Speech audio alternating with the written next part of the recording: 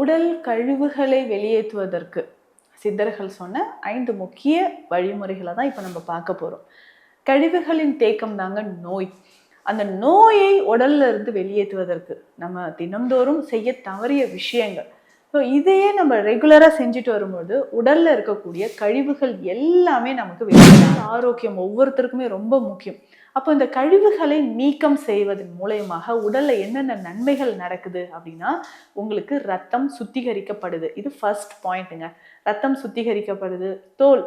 தோலை பொறுத்த வரைக்கும் நல்ல ஒரு தேஜஸ் வர ஆரம்பிக்கும். ஸோ சருமத்தில் இருக்கக்கூடிய பிரச்சனைகள் சரியாகிறதுக்கோ இல்லை முகத்தில் நிறைய பேருக்கு சுருக்கங்கள் ஏற்படுது இல்லையா, அந்த சுருக்கங்கள் நமக்கு சரியாகிறதுக்கோ இதுக்கு எல்லாத்துக்குமே நம்ம கழிவுகள் நீக்கம். அடுத்தது 3வது முக்கியமான விஷயம், உடலை சுத்திகரிப்பு செய்வதற்கு குடல் பகுதி. ஸோ அந்த வயிறு பகுதியில் இருக்கக்கூடிய கழிவுகள் வெளியேறது ரொம்ப ரொம்ப முக்கியம். ஸோ வயிறு பகுதியில் இருக்கக்கூடிய கழிவுகள் வெளியேற தான் நமக்கு உடல் ஆரோக்கியமாக இருக்கும், வாதம் சமநிலைப்படும். அப்போ என்ன டாக்டர், பேதி மருந்து எடுக்கணுமா? ஆரோக்கியமாக இருந்தால்தான் உடல் பகுதியிலும் நமக்கு ரொம்ப ஆரோக்கியம் கிடைக்க ஆரம்பிக்கும். உடல் பகுதியில் வேறு ஏதாவது கழிவுகள் தேங்க ஆரம்பிச்சிடுச்சுன்னா வாதமும் அதிகரித்து மூட்டுகளில் ஏற்படக்கூடிய வலிகளும் நமக்கு அதிகரிக்க ஆரம்பிக்கும். அதனால இந்த மாதிரியான மூலிகைகளை தொடர்ந்து எடுத்துக்கோங்க.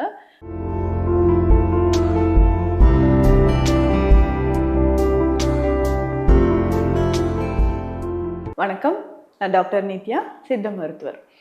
உடல் கழிவுகளை வெளியேற்றுவதற்கு சித்தர்கள் சொன்ன 5 முக்கிய வழிமுறைகளை தான் இப்போ நம்ம பார்க்க போறோம். கழிவுகளின் தேக்கம் தாங்க நோய். அந்த நோயை உடல்ல இருந்து வெளியேற்றுவதற்கு நம்ம தினம்தோறும் செய்ய தவறிய விஷயங்கள்.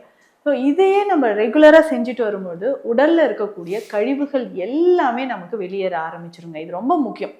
நம்ம பிடித்த உணவு நல்லாவே சாப்பிட்றோம், பிடித்த விஷயங்கள் எல்லாமே மறக்காம பண்றோம். அதே மாதிரி உடல்ல இருக்கக்கூடிய அந்த கழிவுகளை வெளியேற்றும் போதுதான் உடல் உங்களுக்கு ஆரோக்கியமாக இருக்கு. ஸோ உடல் ஆரோக்கியம் ஒவ்வொருத்தருக்குமே ரொம்ப முக்கியம். அப்போ இந்த கழிவுகளை நீக்கம் செய்வதன் மூலயமாக உடல்ல என்னென்ன நன்மைகள் நடக்குது அப்படின்னா, உங்களுக்கு ரத்தம் சுத்திகரிக்கப்படுது. இது ஃபர்ஸ்ட் பாயிண்ட்டுங்க. ரத்தம் சுத்திகரிக்கப்படுது. தோலை பொறுத்த வரைக்கும் நல்ல ஒரு தேஜஸ் வர ஆரம்பிக்கும். ஸோ சருமத்தில் இருக்கக்கூடிய பிரச்சனைகள் சரியாகிறதுக்கோ இல்லை முகத்தில் நிறைய பேருக்கு சுருக்கங்கள் ஏற்படுது இல்லையா, அந்த சுருக்கங்கள் நமக்கு சரியாகிறதுக்கோ இதுக்கு எல்லாத்துக்குமே நம்ம கழிவுகள் நீக்க முறை ரொம்ப முக்கியம். குடல் பகுதி சுத்தமாகிறதுக்கு, உள்ள நம்ம இன்டர்னல் ஆர்கன்ஸ் எல்லாமே கிளென்ஸ் ஆகிறதுக்கு இந்த 5 வழிமுறையை நீங்கள் ஃபாலோ பண்ணலாங்க. முதல்ல நம்ம என்ன பண்ணுறோம், காலையில் எந்திரிச்சோடனே ப்ரஷ் பண்ணுறது ரொம்ப ரொம்ப முக்கியம் இல்லைங்களா. இதில் தான் ஓரல் ஹைஜீன் அப்படின்னு சொல்கிறது ரொம்ப முக்கியம். ஸோ வாய் வழியாக தான் நமக்கு எல்லாமே, உணவுலேருந்து சில வகையான நோய்களும் நமக்கு உள்ளே போயிட்டுருக்கு. அப்போது கண்டிப்பாக வாய் பகுதியை கிளென்ஸ் பண்ணுறது ரொம்ப முக்கியம். ஸோ காலையில் எந்திரிச்ச உடனே வாயை நல்லா கொப்பளிச்சுட்டு வெதுவெதுப்பான தண்ணீர் ஒரு 300-400 ml ரொம்ப வெதுவெதுப்பான தண்ணீர் காலையில் குடிச்சிருங்க. இது ரொம்ப ரொம்ப முக்கியமான ஒரு விஷயங்க. குடல் பகுதியில் இருக்கக்கூடிய கழிவுகள் வெளியேறுவதற்கு இது ரொம்ப ரொம்ப முக்கியமான ஒரு விஷயமாக இருக்கு. ஸோ அப்போ காலையில் எழுந்திரிச்சோன்னே கொஞ்சம் வெதுவெதுப்பான தண்ணி குடிங்க.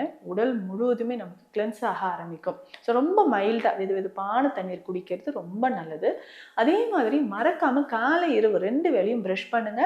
காலையில் முக்கியமாக நாக்கை சுத்தம் செய்வது ரொம்ப நல்லதுங்க. அதுதாங்க நோயோட நுழைவாயில் அப்படின்னே சொல்லலாம்.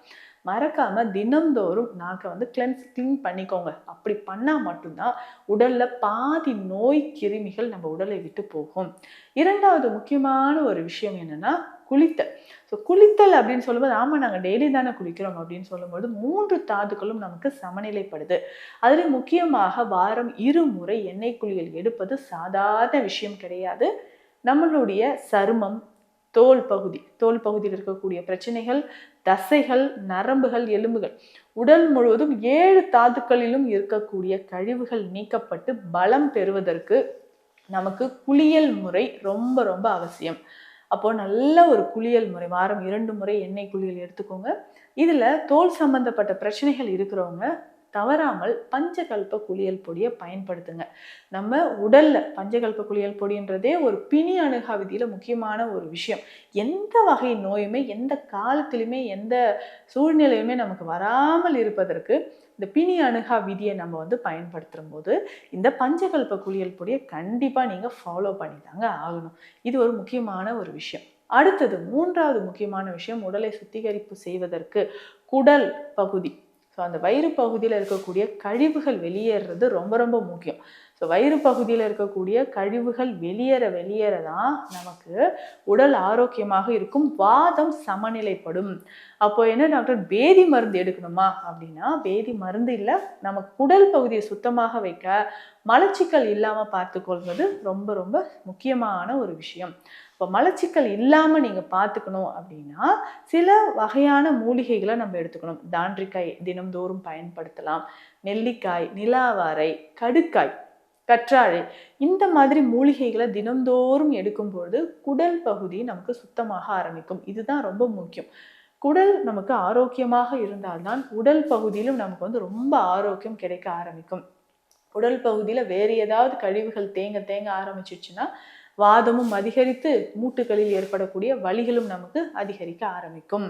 அதனால இந்த மாதிரியான மூலிகைகளை தொடர்ந்து எடுத்துக்கோங்க.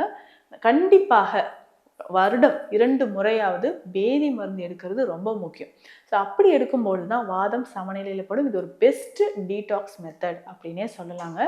இன்னும் ஒரு முக்கியமான விஷயம், அந்த பித்தத்தை சமநிலைப்படுத்துவதற்கு சில வகையான மூலிகை நீரை நீங்க பயன்படுத்திக்கோங்க. இதுவுமே ஒரு பெஸ்ட் டீடாக்ஸ் மெத்தட் அப்படின்னே சொல்லலாம். ஏன்னா நிறைய பேருக்கு கல்லீரல் தொடர்பான பிரச்சனைகள் இருக்கும். அப்போ காலையில் எந்திரிச்சோடனே வாந்தி வர மாதிரி ஒரு உணர்வு இருக்குங்க, வாய் கசப்பு இருக்கு அப்படின்னு சொல்வீங்க. இது சரியாகிறதுக்கு காலையில் எந்திரிச்ச உடனேயே நீங்கள் சில வகையான மூலிகைகளை பயன்படுத்திட்டு வரலாம். அதுலேயும் பித்தத்தை சமநிலைப்படுத்தக்கூடிய கரிசலாங்கண்ணி, இந்த கரிசலாங்கண்ணியை பயன்படுத்தி இந்த வழலை வாங்குதல் அப்படின்ற ஒரு மெத்தட் இருக்குங்க. பித்தத்துக்கும் சரி கபத்துக்கும் சரி இது ஒரு மொத்தமான ஒரு விஷயம் அப்படின்னே சொல்லலாம்.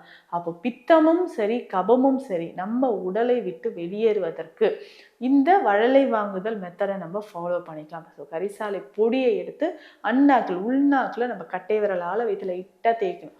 அப்படி தேய்க்கும்போது உடல் முழுவதும் இருக்கக்கூடிய கபம், கெட்ட நீர், பித்தம் இது எல்லாமே வெளியேற்றப்படுது. ஸோ கண்டிப்பாக இந்த முறை வந்து நமக்கு கரிசலாங்கண்ணி இலை இல்லைனாலும் அந்த பொடியை வைத்து நம்ம அண்ணாக்கில் லைட்டாக வருடி விடும்போது தலையில் இருக்கக்கூடிய கபம், பித்தம் நமக்கு குறைய ஆரம்பிக்குது. இதே மாதிரி தான் பித்தத்தை சமநிலைப்படுத்த நெல்லிக்காய் சாறு நம்ம குடிக்கலாம், அருகம்புல் சாறு நம்ம குடிக்கலாம். முக்கியமாக ஏலக்காய் தண்ணீரில் போட்டு நல்லா கொதிக்க வச்சு அந்த தண்ணீரை நம்ம குடிச்சிக்கிட்டே வரும்போதும் பித்தம் நமக்கு சமநிலையில் படுது. இன்னும் முக்கியமாக நிறைய பேருக்கு இந்த நுரையீரல், இந்த முக்கிய ராஜ உறுப்புகளில் ஒன்று தான் இந்த நுரையீரல் அப்படின்னு சொல்கிறோம்.